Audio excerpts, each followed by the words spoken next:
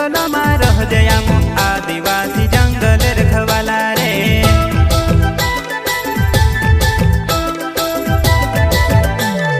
चल जंगल जमीन काजे पूजे रे आदिवासी दुनिया ने रखवाला रे। बाप देव खतरी काज पूजे रे आदिवासी सबसे निराला रे।